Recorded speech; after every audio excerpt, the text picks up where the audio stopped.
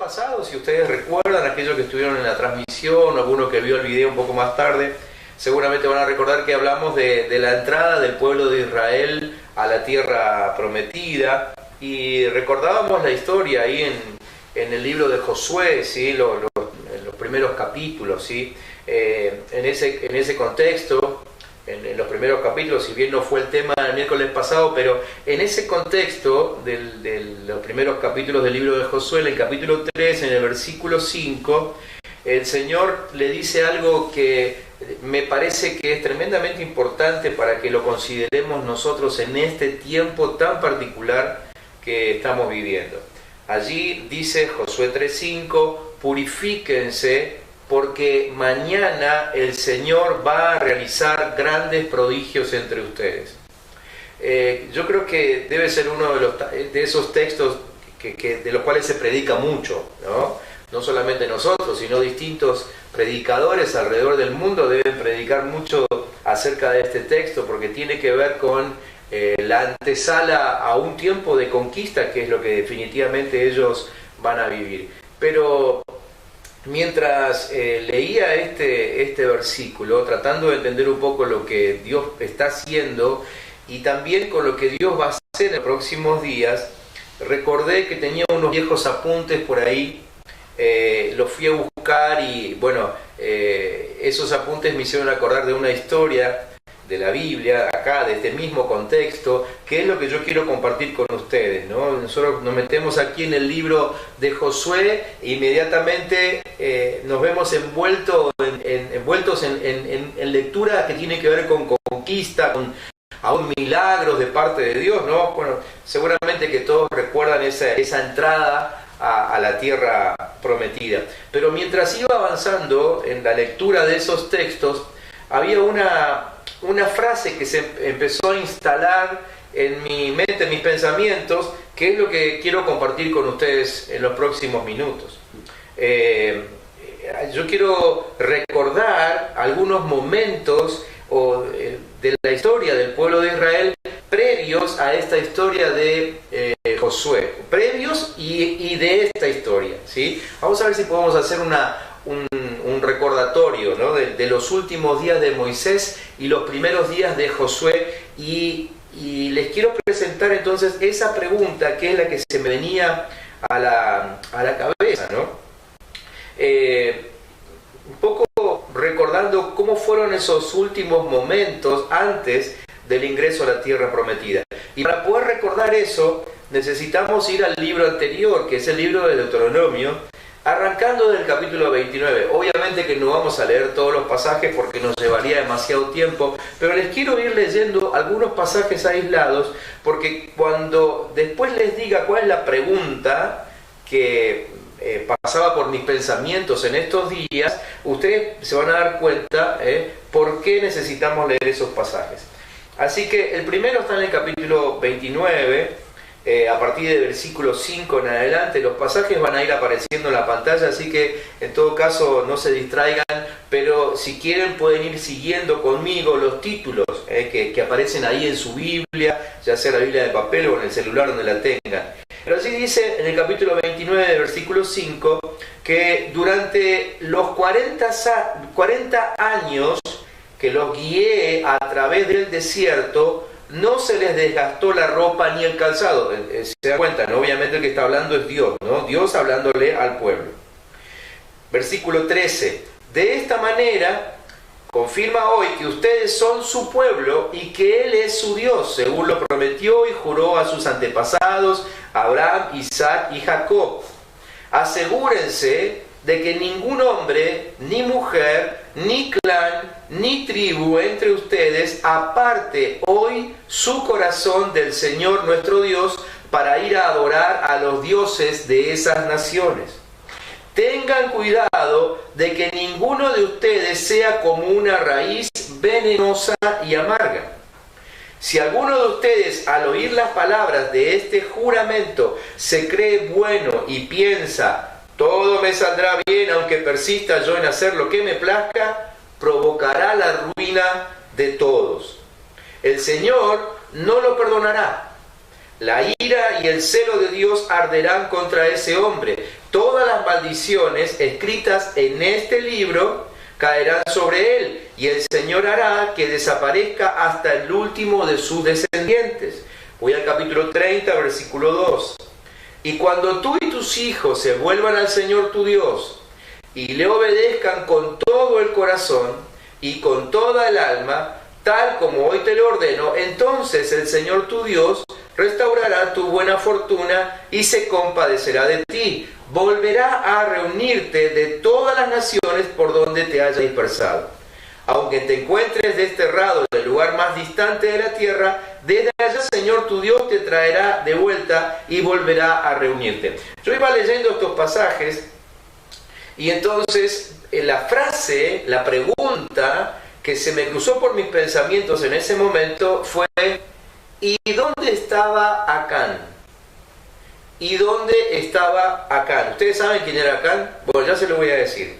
Si no saben quién era Acán, ahora se lo digo enseguida. Pero déjenme que avance con algunos pasajes más. Deuteronomio capítulo 31, versículo 7 y 8.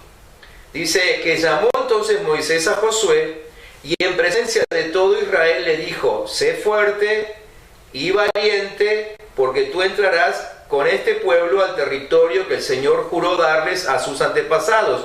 Tú harás que ellos tomen posesión de su herencia. Les recalco la frase que dice al principio, que le habló Moisés a Josué en presencia de todo Israel.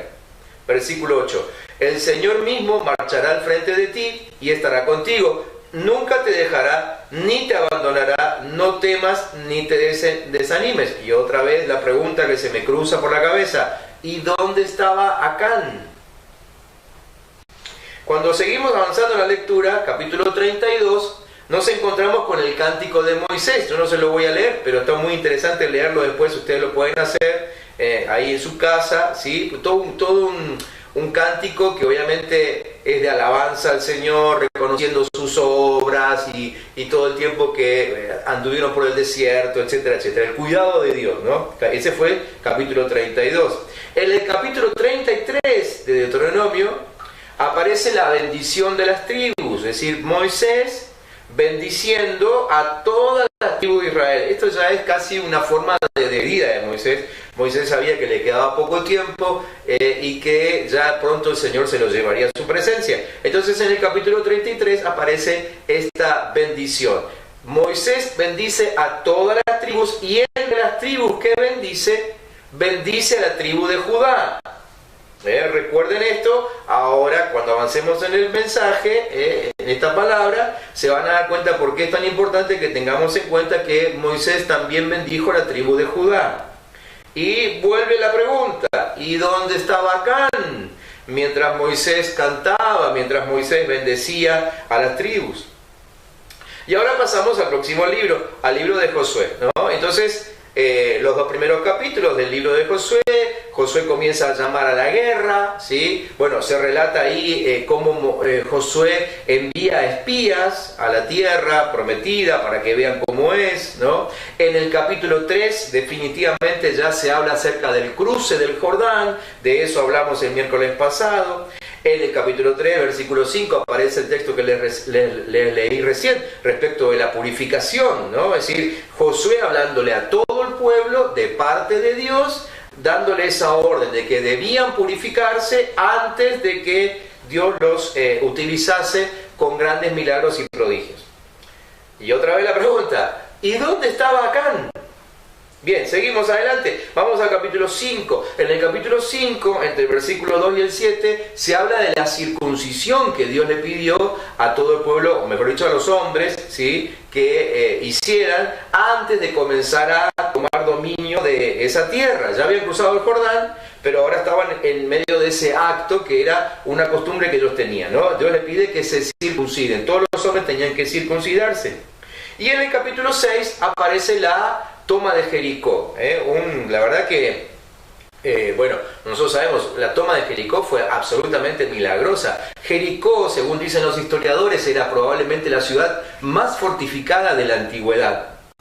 Tenía unos muros increíblemente anchos, ¿sí? Y por lo que dicen los historiadores, todos los imperios de la época y algunos anteriores también decían que Jericó jamás podría ser vencida. Bueno, ustedes recuerdan cómo se tomó Jericó, ¿no? Dios le dijo al pueblo que caminen durante 7 días alrededor de los muros, ¿sí? Y al séptimo día, ustedes saben, los muros cayeron milagrosamente sin que ningún soldado tuviese que hacer nada, ¿sí? Bien, entonces comienza la toma de la ciudad de Jericó, ¿sí? Y vamos al capítulo 7.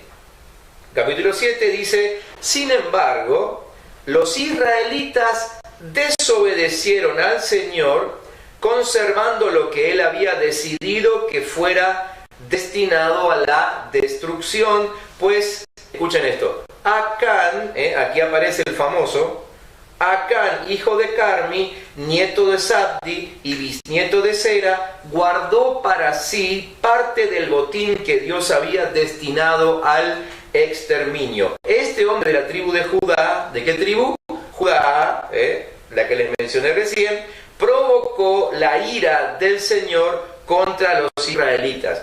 Recordemos, Dios en el capítulo 6, cuando les va a ordenar la toma de Jericó, les dice expresamente que solamente tenían que entrar y destruir una vez que los muros cayeran.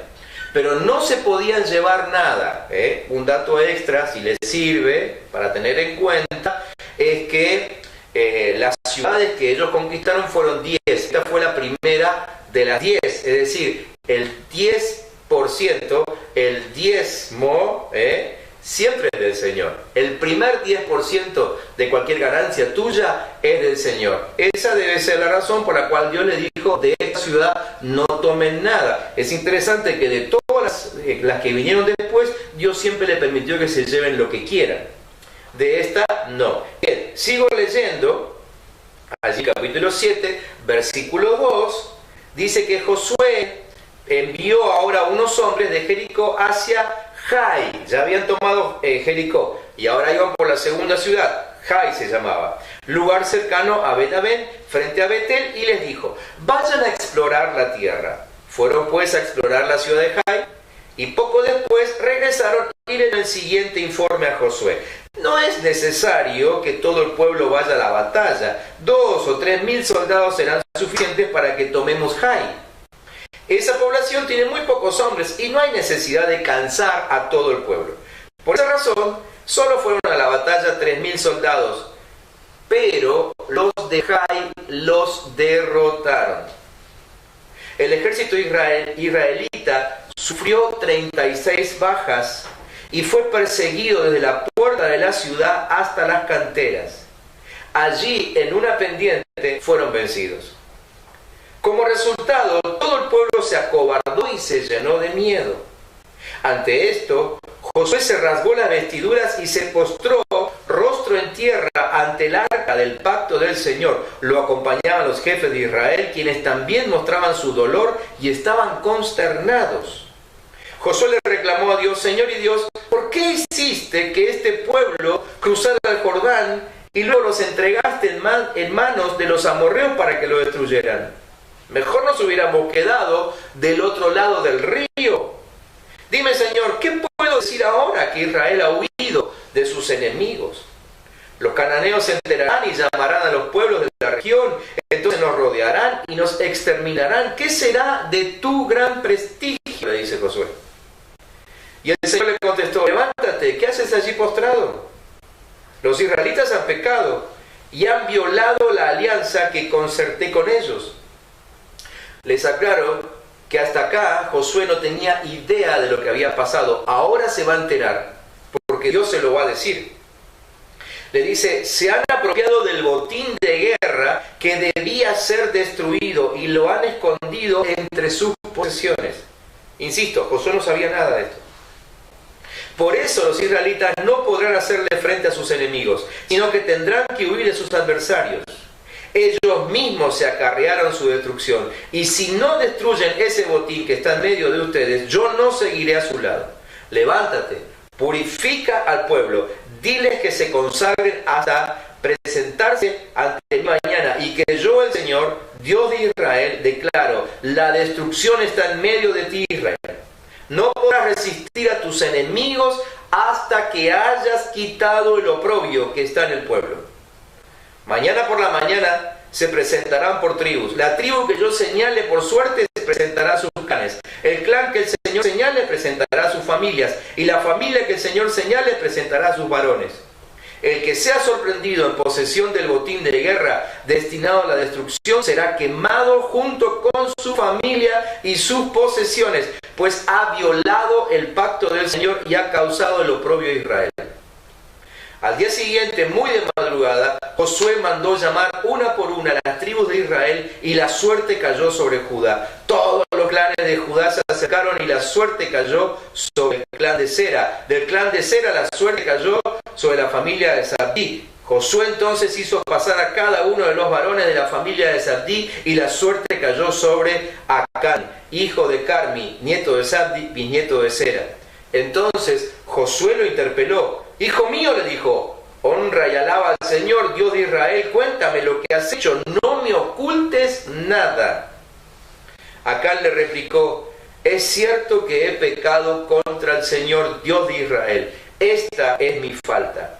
Vi en el botín un hermoso manto de Babilonia, 200 monedas de plata y una barra de oro de medio kilo. Me deslumbraron y me apropié de ellos. Entonces los escondí en un hoyo que cabé en medio de mi carpa. La plata está también allí, debajo de todo. Enseguida Josué envió a unos mensajeros, los cuales fueron corriendo a la carpa de Acán. Allí encontraron todo lo que Acán había escondido. Lo recogieron y se lo llevaron a Josué y a los israelitas, quienes se lo presentaron al Señor.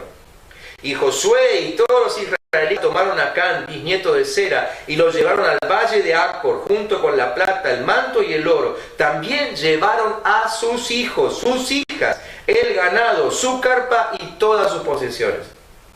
Cuando llegaron al valle de Acor, Josué clamó, ¿por qué has traído esta desgracia sobre nosotros?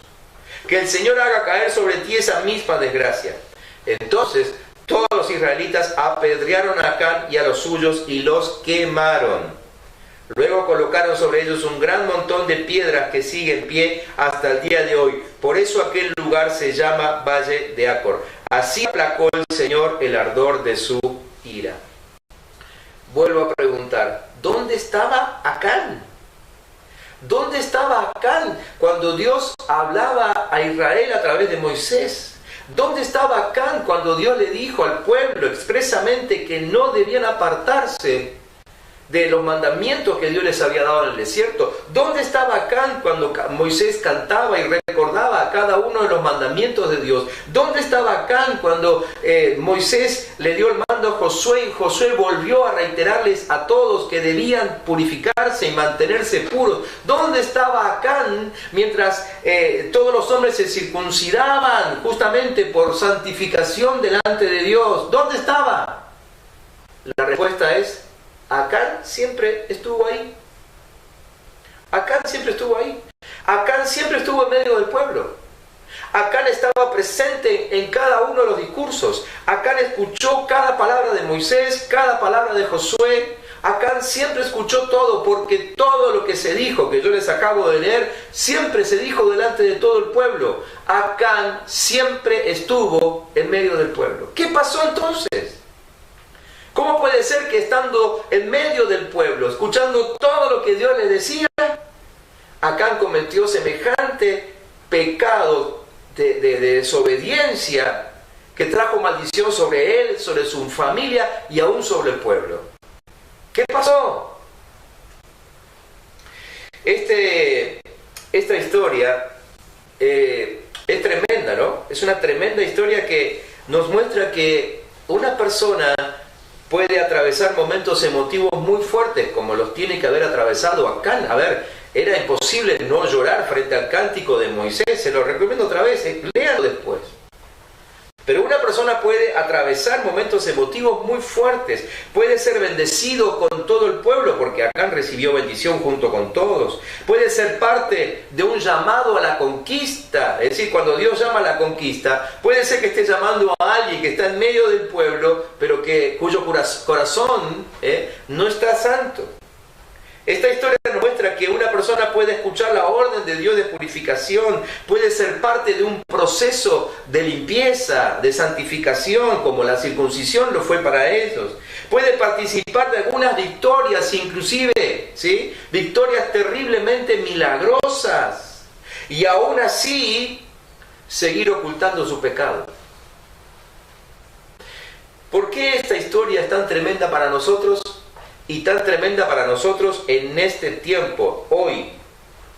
Porque este es un tiempo en el que Dios está hablando como le habló al pueblo en aquella oportunidad. En este tiempo Dios está hablando. Hace más de 50 días que nosotros venimos recibiendo palabras acerca de Dios, palabras acerca de acercarnos a Él, palabras acerca de purificarnos, palabra de ir al monte, ¿se acuerdan? Todos esos mensajes que ya parece que los predicamos hace como años atrás. Bueno, pero fueron hace días nada más. Mandatos, demandas de parte de Dios de acercarnos a Él, de construir nuestro templo, de prepararle un lugar en nuestro corazón, de limpiarnos nosotros, de alzar nuestros ojos a Él y nada más que a Él.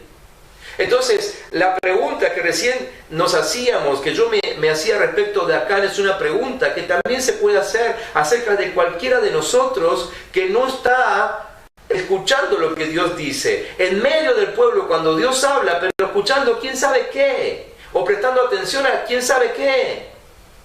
La pregunta para nosotros hoy: ¿dónde estamos? ¿Dónde hemos estado mientras Dios estaba hablando? Como pueblo de Dios, creo que necesitamos prestar mucha atención a esta historia. ¿Por qué? Porque desde el principio, del primer día de encierro, Dios nos dijo que este encierro era un encierro con propósito. ¿Sí? Que era un encierro que consistía en estar cerca de Él, en limpiarnos de nuestros pecados, en purificarnos y así prepararnos para la misión que Él nos quiere dar, ¿sí?, que ya la tiene determinada, que es una misión probablemente parecida a la que tenía Josué con todo su pueblo, de conquista del territorio que Dios puso debajo de nuestros pies. Dios viene hablando acerca de eso y no podemos darnos el lujo de pasar por alto algo en nuestra vida, en nuestro corazón, que desagrade a Dios, que esté fuera de su voluntad. Este tiempo es un tiempo de acomodar situaciones en nuestro corazón, de acomodar situaciones en nuestra mente, acomodar situaciones en nuestra casa, en nuestro hogar, acomodar situaciones en nuestros matrimonios, acomodar situaciones en nuestras relaciones, ¿sí?, con nuestros hijos, con nuestros amigos, con los hermanos de la iglesia, con quien sea.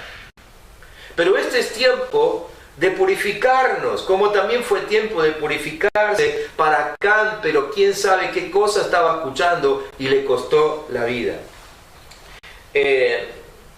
Yo ya vengo diciéndolo hace un par de días en algunas reuniones que hemos tenido con líderes y demás, que quizás está terminando la cuarentena, pero lo que definitivamente no puede terminar es nuestro encierro con el Señor.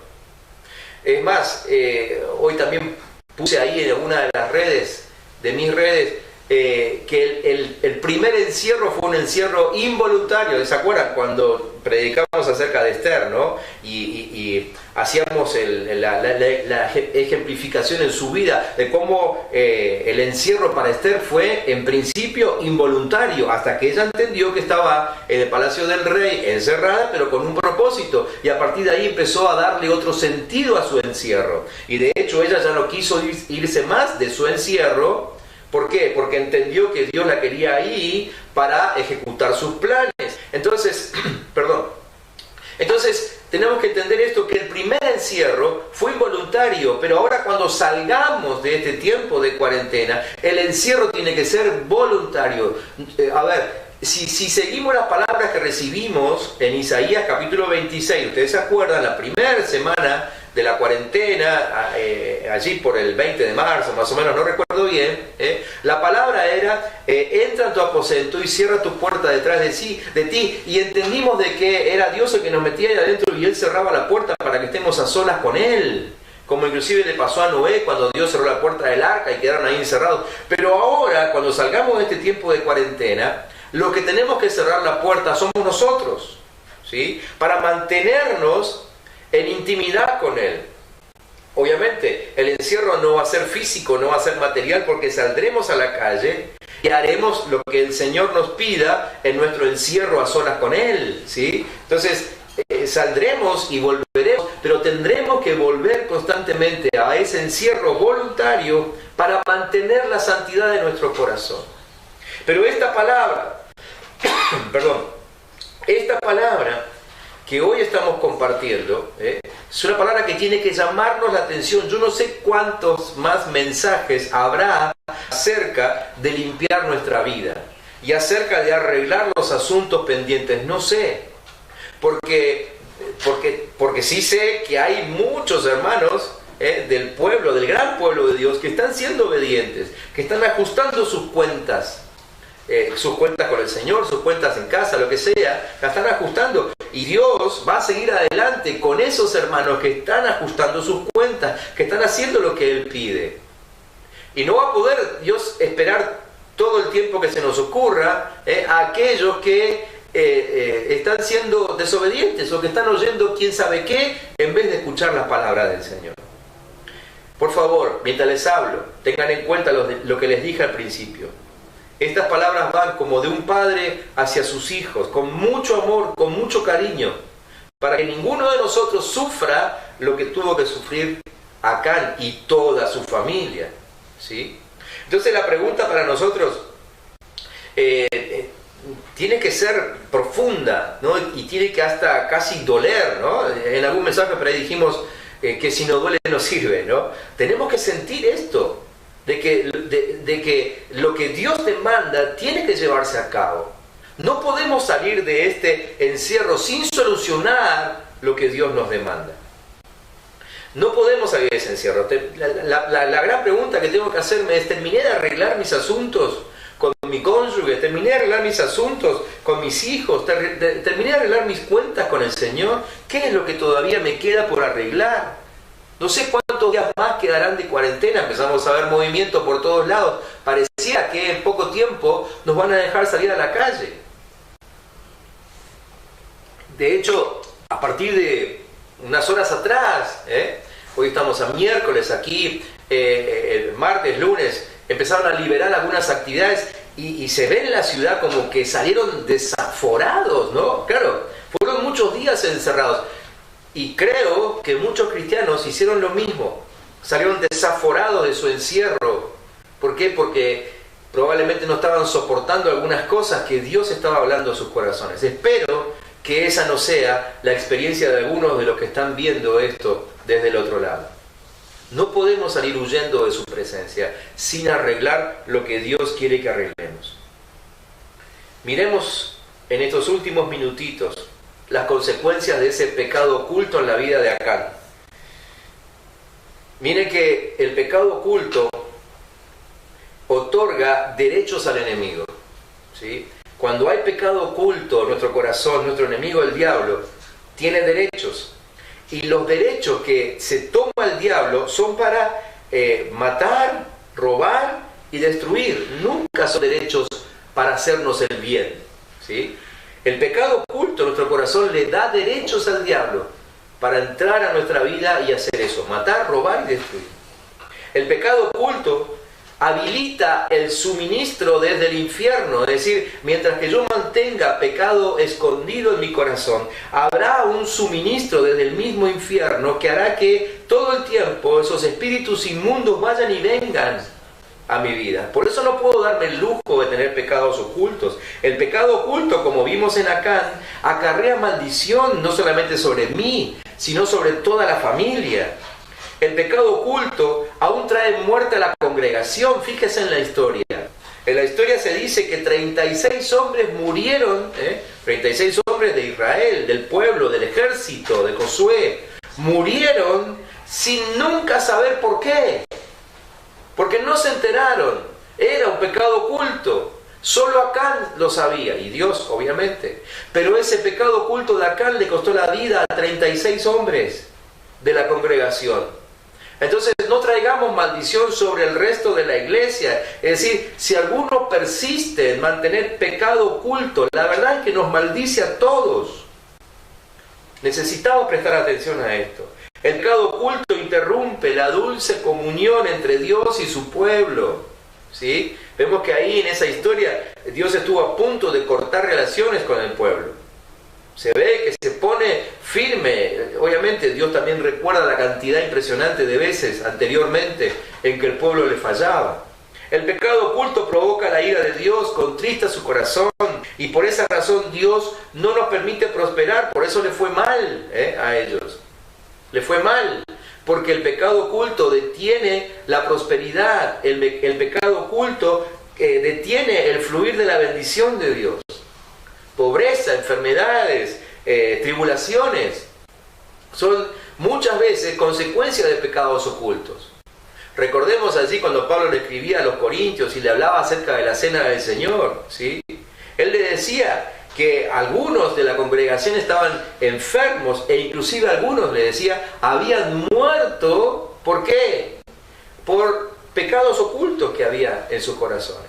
No podemos darnos esos lujos, y menos en los tiempos que corren, cuando vemos que Dios está obrando en todo el mundo y está estableciendo su justicia.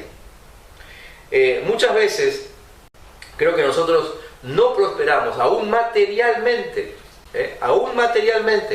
a causa de pecados ocultos. Lamentamos mucho, pero todavía seguimos viendo en medio del pueblo de Dios como hay hermanos que se esfuerzan trabajando y no pueden prosperar materialmente. Y al final nos terminamos dando cuenta de que lo que detenía su prosperidad era un pecado oculto. La verdad es que no hemos visto a nadie que avanzara en su santidad, que respondiera a las demandas de Dios en cuanto a santidad, que no fuera prosperando también. Porque la palabra misma lo dice, que como prospera nuestra alma, nuestro corazón, en cuanto a santidad, así también prospera el resto de nuestra vida. Pero el pecado oculto detiene el fluir de Dios. La falta de prosperidad espiritual siempre tiene su raíz en un pecado oculto. Miren lo que dice Proverbios capítulo 28, Proverbios 28 versículo 13. Dice: los que encubren sus pecados no prosperarán, pero si los confiesan y los abandonan, recibirán misericordia. Miremos otra vez la historia y veamos esto. Hay veces que hay algo que debe venir antes que la oración y el perdón, porque en tiempos así como lo que estamos viviendo, todos terminamos orando en algún momento, ¿no? Pero miremos algunas cosas que tienen que ir antes que la oración. Vemos ahí un espectáculo que creo que se presentó en el pueblo, cuando Josué se tira con su rostro en tierra y se pone a llorar delante de Dios, preguntándole: Señor, ¿qué pasó? ¿Por qué nos humillaste de esta manera? ¿Sí? Y entonces, fíjense, es interesante lo que Dios le dice. Dios le dice: levántate. ¿Por qué te postras sobre tu rostro como diciendo: ¿qué haces ahí? Este no es momento para estar orando. Este es momento de estar solucionando el pecado, solucionando el problema que nos trajo hasta este punto. Eso le dice Dios a Josué. Dios le dijo claramente a Josué que Israel había pecado y que tendría que estar solucionando eso. Entonces, hay cosas que nos pasan en la vida que no son cuestión de oración, sino que es cuestión de arreglar lo que tenemos desacomodado en nuestro corazón. Hay oraciones que no van a recibir contestación hasta que no acomodemos lo que esté mal delante de Dios, hasta que en nosotros no haya arrepentimiento, arrepentimiento y aún restitución, ¿sí?, de lo que hemos hecho. Entonces, lo que nos muestra la historia es que Dios le dice a José cómo había que deshacerse del problema, ¿sí? Y entonces le habla acerca de juntar a todos allí por clanes, por familias, etcétera, etcétera, ¿sí? ¿Por qué? Porque era necesario descubrir la fuente del pecado, ¿sí? Necesitaba ser expuesto. El pecado tenía que ser expuesto. Y eso es lo que hace la confesión y el arrepentimiento. Y es lo que va antes de la oración. Es decir, antes de ponerme a orar y pedirle a Dios que me ayude y que me diga por qué me está pasando lo que me está pasando, yo debo confesar y arrepentirme de todos mis pecados. ¿Se acuerdan de ese texto allí en Mateo capítulo 5 que dice: que si traemos nuestra ofrenda al altar del Señor, pero nos acordamos que tenemos un problema con un hermano, dice que dejemos allí la ofrenda y que vayamos a arreglar la situación con el hermano. ¿No les llamó la atención de que Jesús no enseñó diciendo, ya que están ahí en el altar, aprovechen, pídanle perdón al Señor por la mala relación que tienen con el hermano? No dice eso. Dice, dejen su ofrenda, o sea, abandonen el acto espiritual y hagan lo que tienen que hacer. Después vuelvan y entregan la ofrenda, el acto espiritual. En la historia de Josué vemos eso. El Señor quería que ellos confiesen y se arrepientan de su pecado. Esa es la forma de sacarse el problema de encima, ¿sí? Entonces, avanza, ¿no?, el plan de Dios para con Josué. Y Dios, fíjense qué interesante, que Dios no le dice a Josué, anda a hablar con Acán, por favor, anda a ver debajo de la alfombra, en medio de su carpa, ahí te vas a dar cuenta por qué tiene este problema. Dios no le dice eso.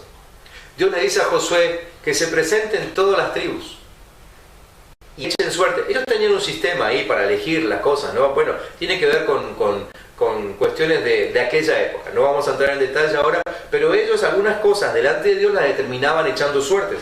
Así que todas las tribus llegaron ahí, echaron suertes y cayó la suerte sobre la tribu de Judá.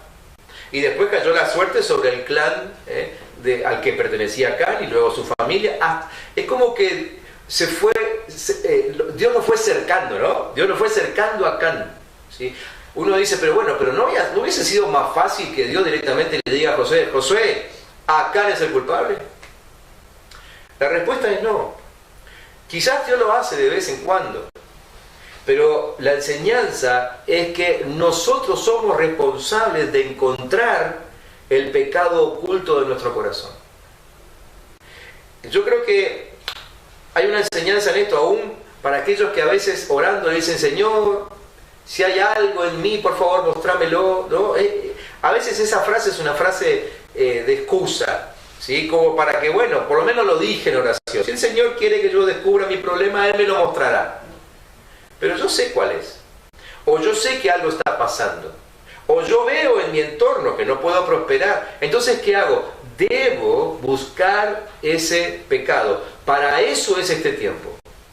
Este tiempo de encierro es para que justamente pasemos tiempo hablando con Dios, diciéndole, Señor, ¿qué es lo que está mal en mí? ¿Qué es lo que puede impedir mi prosperidad? ¿Qué es lo que puede impedir mi crecimiento? ¿Qué es lo que puede impedir el fluir de tu bendición sobre mi vida? Yo soy responsable de buscarlo.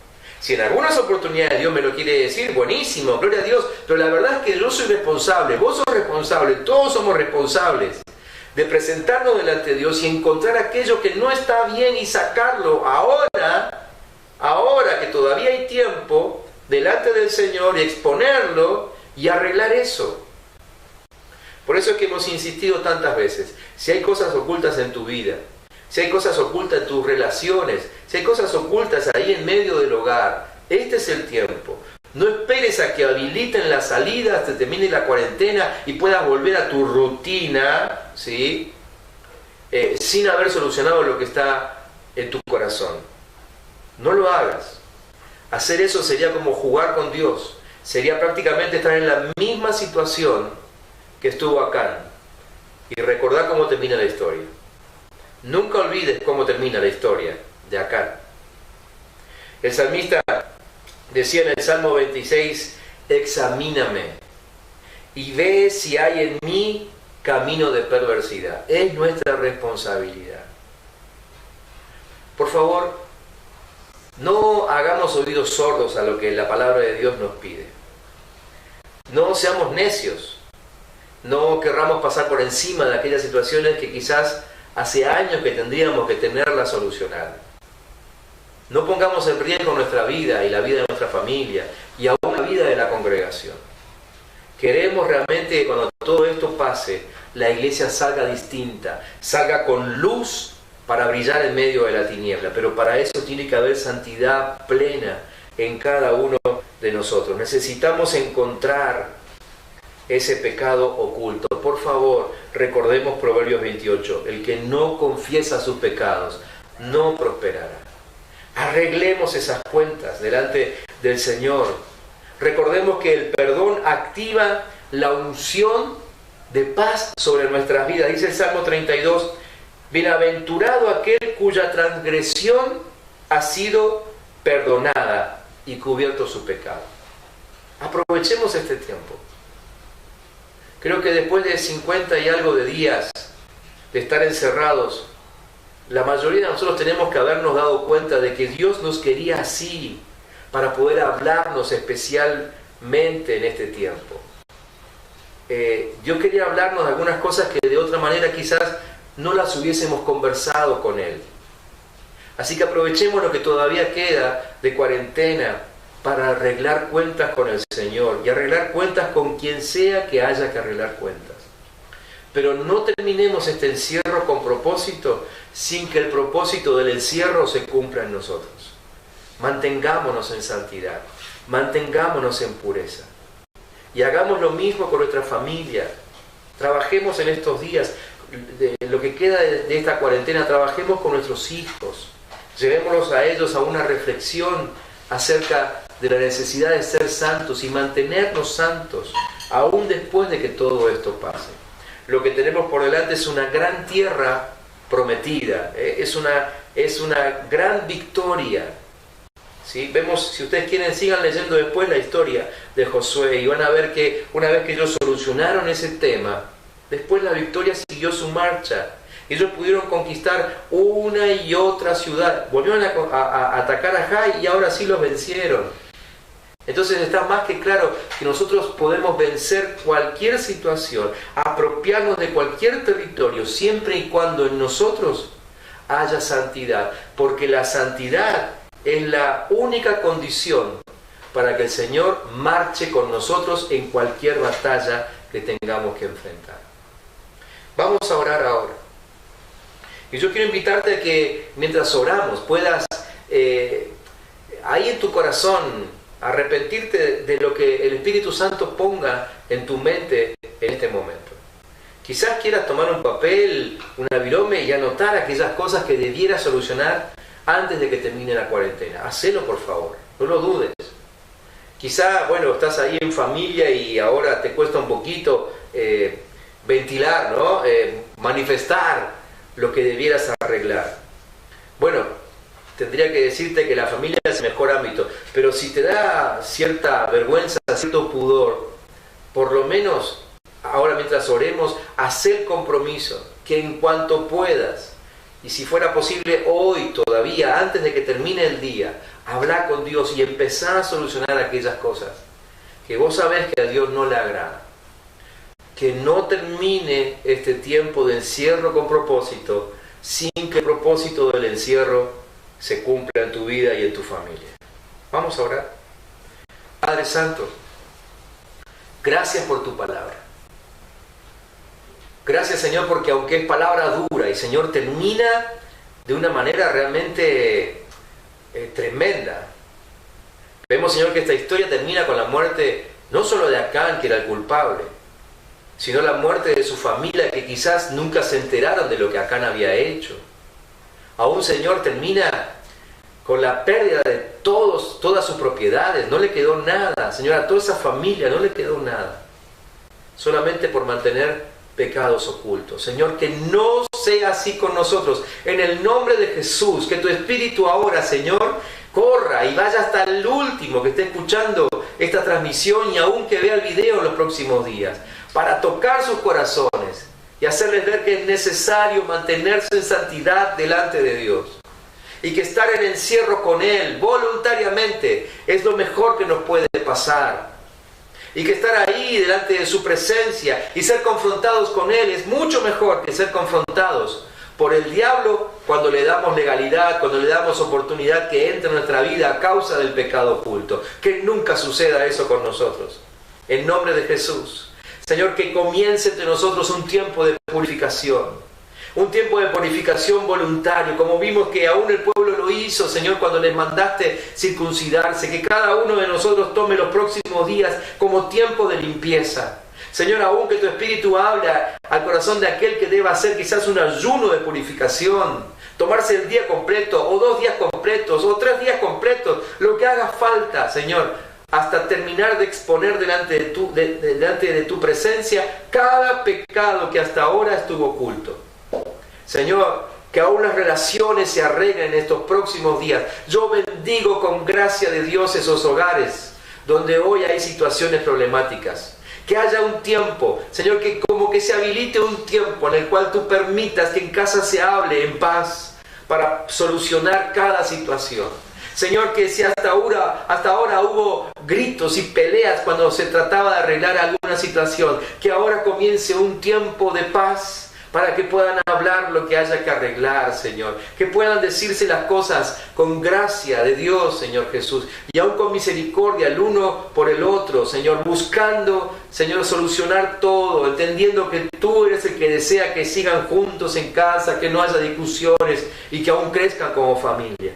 Padre, los bendigo a mis hermanos con un tiempo de paz para arreglar situaciones. Que nadie desaproveche ese tiempo de paz. Señor, en nombre de Jesús, que venga convicción de pecado sobre tu iglesia entera, Padre. No solamente los que estamos viendo esta palabra hoy o los que están ahí del otro lado de la transmisión, sino para toda tu iglesia. Venga un tiempo de convicción de pecado, Señor, para que ya tú termines la obra con nosotros y ya puedas llevarnos a poseer la tierra prometida, Señor, y nos veamos involucrados en los próximos días en la extensión de tu reino y en el rescate de los perdidos, en la predicación de tu palabra, en el anuncio del evangelio, Señor, para que también tú puedas volver pronto a buscarnos. Señor, en el nombre de Cristo Jesús, que un manto de santidad caiga sobre toda la iglesia, el camino, y aún aquellos que nos siguen permanentemente, aunque no se congreguen con nosotros, pero nos siguen, los amamos como si fuesen de nuestra familia, Padre, son de nuestra familia.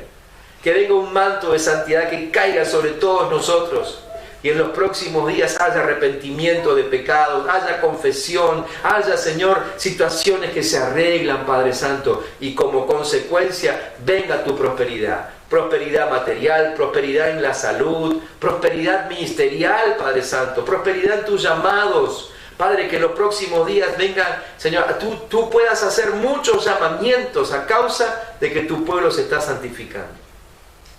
Señor, ayúdanos en lo que nosotros no podemos avanzar, pero nosotros entendemos que es nuestra responsabilidad de purificar nuestros corazones. En ese tiempo queremos entrar. Señor, bendícenos en el nombre de Cristo Jesús. Amén y amén.